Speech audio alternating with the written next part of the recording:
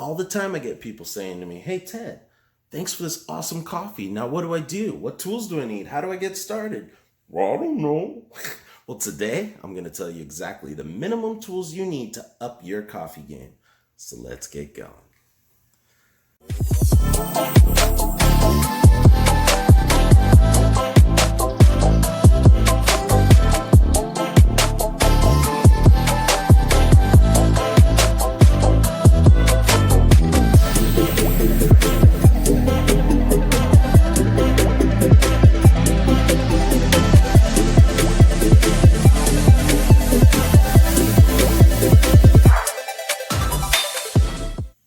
Hey guys, Ted Jones here, owner of Riverview Coffee Roasters. I do roast to order coffee subscriptions in the top 1% of the world's supply. I also teach you everything you need to know to get world-class coffee in the comfort of your own. I roast them every week and ship them to you at the pace you like.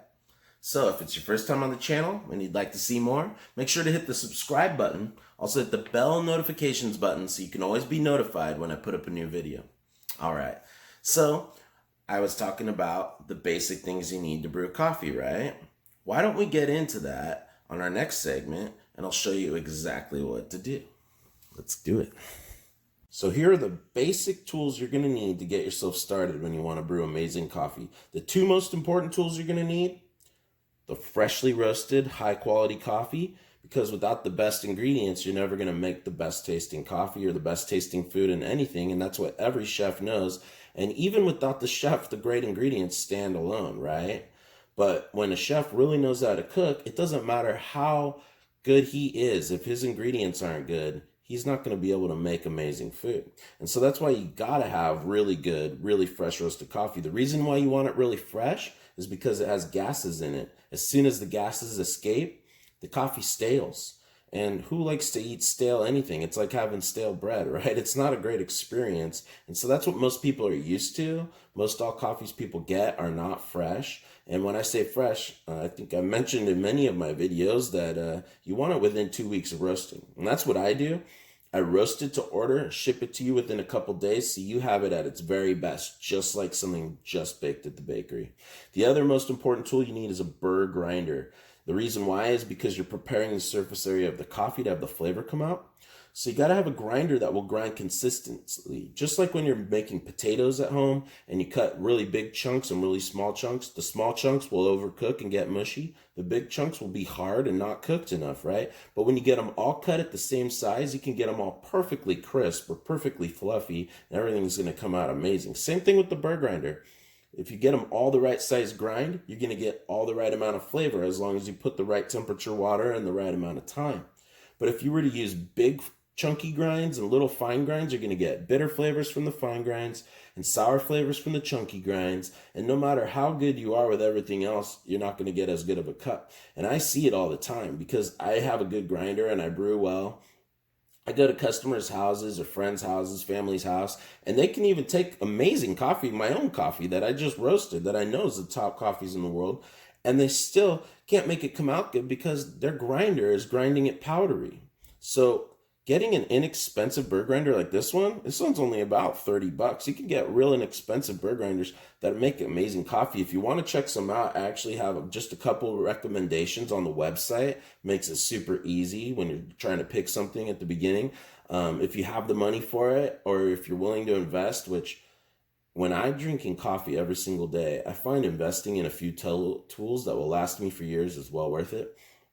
You can get yourself an electrical burr grinder. It's about $140. It's called the Baratza Encore. It's the entry-level grinder that I think most guys are going to recommend to people when they're just starting out. And you can also find that on the website if you'd like. I just try to make it easy for you so that you don't have to go hunting for all this stuff yourself. It's like a one-stop shop where you can find everything you need, and then you can choose from there what you want or don't want. You're going to need something to make hot water. I use a gooseneck tea kettle. They're going to cost you a few bucks, but you're going to find that you're going to get a lot of control because with this spout, it'll pour exactly the stream the way you want it to.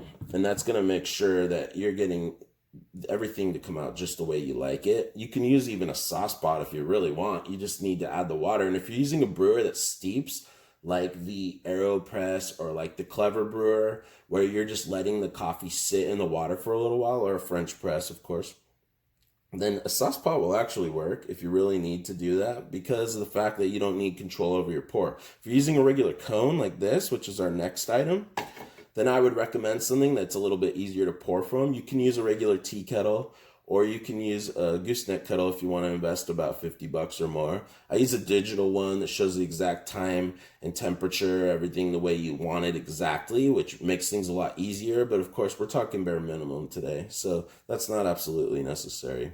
You can get a basic cone at the grocery store for a few bucks, and you're going to be getting started that way. Then you're going to need some sort of filter. You get some basic coffee filters at the store. I use these Chemex filters because they're triple bonded, really thick, create the cleanest cups I've ever had. I use them in my other videos too. They're awesome. I brew with them every morning. Those are real simple. They fold up a little big, but you can just tuck the edges over. And if you really need to, you could use a paper towel. I mean, if you're going like you got barely anything, but you've got your grinder and you've got your coffee, then you can just use a cheap cone, fold a paper towel up. Probably want to fold 2 of them up so that you don't get any grounds coming through. Boom. Happy day. We're making coffee, right?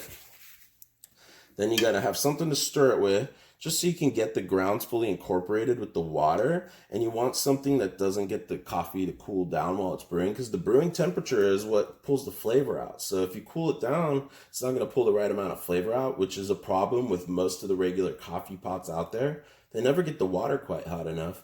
But to be frank, most people using those coffee pots aren't using really top caliber coffee either. So when you get the better coffee, you're going to want to actually be able to get the flavor out so you can get the most out of it. And that's why I would say you could use this spoon, but you want to heat it up in some water. And I like to use a wooden one, so I never even have that issue with temperature, but it stirs very well. And then having a scale and a timer is important. It's going to make a difference, absolutely, because you're not going to be guessing. Every day you're going to have the same exact amount of coffee, whether you use the lightest roast to the darkest roast. For example, this light roast only fills the bag up to here, because before coffee's roasted, it's really dense and hard. And then it expands almost like popcorn. It opens up and you'll hear it crack as it pops, just like a popcorn. And then the darkest roast would be up to here. The reason is the more it expands, the more it fills up volume, and the lighter and more brittle it gets. So it's the same amount of weight, but it's way up here because it's so poofy and light, right? Popcorn kernels in the bag would fill it up to here, but popcorn popped would fill it up a lot, right? Same thing with how far you roast the coffee, so that when you weigh it with the scale, you get the same amount every time. And the reason that's important is because if you use too much coffee, you're not going to pull enough flavor out, and it's going to get sour. If you use not enough coffee, you're going to pull too much flavor out to the point where you pull undesirable stuff out of the coffee, and it's going to be real bitter and funky. And so that's going to make a huge difference. The burr grinder, if you get the fine particles, it's going to make your coffee murky. So people use those blade grinders where you push the button, and they overload them with too much coffee. They don't shake and pulse. They just grind, and they end up with powder. And you end up with a really murky, dull cup. And I've had that experience several times, like I mentioned before. The timer is so you know how long the water's in contact with the coffee. So that way you can tell exactly how much flavor you're pulling out, and you can replicate the process day in and day out. You're not going to say one day the coffee was good and the next day the coffee was lousy, because it's going to be exactly right every single time.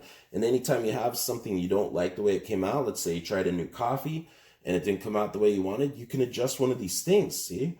So you could take the timer and say 30 seconds less or 30 seconds more, or grind slightly finer, because you have that control with this and you have that control with this. That's going to change the whole game. And that's what ups your coffee game. So there you go. You need a teapot, burr grinder, something to brew in, some filters to clear the cup out. You need the fresh roasted coffee, something to stir the grounds with to incorporate it, a scale to make sure you measure it right, and a timer to know how long the water and the grounds are in contact with each other. Simple, easy peasy. So now you see what you need to get going. It's easy. You don't need a lot. Just a few basic tools gives you a lot of control, and you can get the coffee just the way you want it every single day. It's not hard. It's not difficult. It's just worth taking time to prepare something to the best it can be and really improve your quality of life. To me, that's what quality of life is all about. So I'm Ted, signing off. I'll see you on the next one. Go ahead and leave a comment. I'd love to hear what you use to make your coffee, what tools you find are necessary, the way you got started out, what you added over time, and your whole experience. I love to share. People love to hear about it. It's what makes the world go round, right? All right. See you the next time.